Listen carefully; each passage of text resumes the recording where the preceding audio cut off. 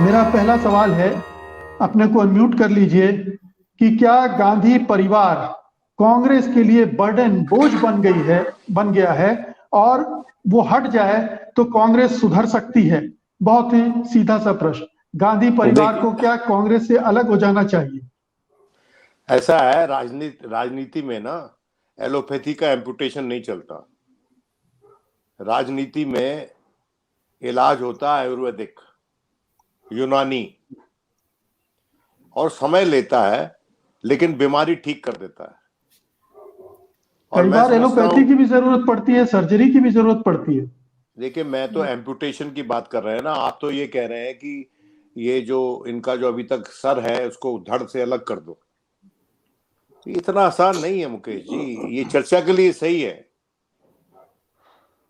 जिस आदमी ने कोई भी टीम चलाई हो वो इस बात को समझता है कि फेरबदल कितना मुश्किल होता है।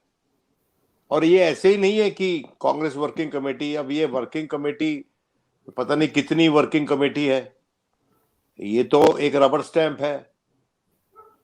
देखिए, बात यह है कि कांग्रेस के शीर्ष नेतृत्व को उसके जो आसपास उसके जो सलाहकार हैं और जिनकी बातें वो सुनते हैं उसका दायरा बड़ा करना चाहिए। उनको डिसीजन मेकिंग पार्टी के भीतर ज्यादा इंक्लूसिव बनानी चाहिए। उनको जो लोग उनके उनके मत से एग्री नहीं करते उनको भी साथ लेकर चलना चाहिए। देखिए, पक्ष और विपक्ष पार्टी के भीतर अगर उसकी इज्जत आप नहीं करोगे तो बाहैसियत विपक्ष आपकी भी इज्जत नहीं होगी, आपका वो जलवा नहीं बनेगा। राजनीति का जो डायनामिक्स है, ऑर्गेनाइजेशन चलाने का जो तहजीब है, वो कांग्रेस पार्टी को नए तरह से सीखनी पड़ेगी। कांग्रेस पार्टी आज के दिन जिस तरह से अपनी पार्टी चला रही है वो ऐसे लग रहा है कि वो बीजेपी के साथ प्रतिस्पर्धा में है। बीजेपी पे तो कोई इंटरनल डेमोक्रेसी नहीं है और उनको जरूरत भी नहीं है, क्योंकि पॉलिटिक्स ऑफ पेट्रनेज जो होता है उसमें आज के दिन वो सक्षम है। किसी आदमी को एमएलए का टिकट नहीं भी देंगे। अब मिसाल के तौर पे देख लीजिए कि अखिलेश ने अच्छा किया, ये अपने अनुमान के हिसाब से, अपेक्षा के हिसाब से अच्छा किया उन्होंने, जो उनके रिजल्ट्स आए हैं। और अब वो कह रहे हैं कि हम स्वामी प्रसाद मौर्य को अपनी सीट से लड़वा देंगे जहां से हम लड़े थे, जिसको हम खाली करना चाहते हैं। बातचीत उनकी शुरू हो गई है। तो वो आज इस स्थिति में है उत्तर प्रदेश में कि जो एक बड़ा नेता जो उनके पक्ष में आया है वो हार गया है, उसको भी एक जगह वो देना चाहते हैं। ऐसे चलाए जाते हैं संगठन, ऐसे चलाई जाती है अलायंसेस। कांग्रेस पार्टी को ये सीखना पड़ेगा। कुछ महीने पहले 2019 के इलेक्शन से पहले शरद पवार ने एक बात बहुत अच्छी कही थी कि कांग्रेस पार्टी को कुलक की तरह बिहेव नहीं करना चाहिए। कांग्रेस पार्टी आज के दिन जिस तरह से बिहेव कर रहा है उनका नेतृत्व, कि उनकी जमीनें तो बिक गई, सिर्फ हवेली बची है, और उसमें बैठकर वो इधर उधर जब बाहर देखते हैं तो उनको लगता है कि ये जमीन हमारी थी कभी, लेकिन आज के दिन तो नहीं है।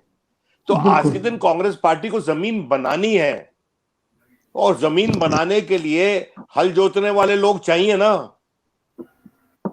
अब ये G3 का मतलब मसला जो है, ये G3 का मसला क्यों है भाई? एक आध को छोड़ के जो एम्बिशियस है और उनकी नजर से किसी और तरफ है, ये सब लोग जो हैं ये उसी के मुक्तभोगी हैं, उसी स्टेटस को के मुक्तभोगी है जिस स्टेटस को पे कांग्रेस वर्किंग कमेटी मोहर लगाती है।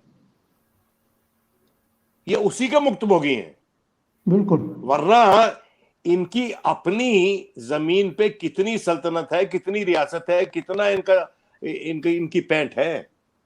ये अच्छे टेक्नोक्रेट हैं, ये अच्छे पार्लियामेंटेरियंस हैं, जी। सरकार चलाने के लिए इनकी जरूरत है। बिल्कुल। लेकिन विपक्ष का दल खड़ा करने के लिए इनकी सलाह की जरूरत है। इनकी सक्रिय भूमिका ज्यादा मदद नहीं करेगी। सक्रिय भूमिका के लिए आपको एक नया काडर बनाना है, जो कि एक जी। लंबा प्रोसेस है।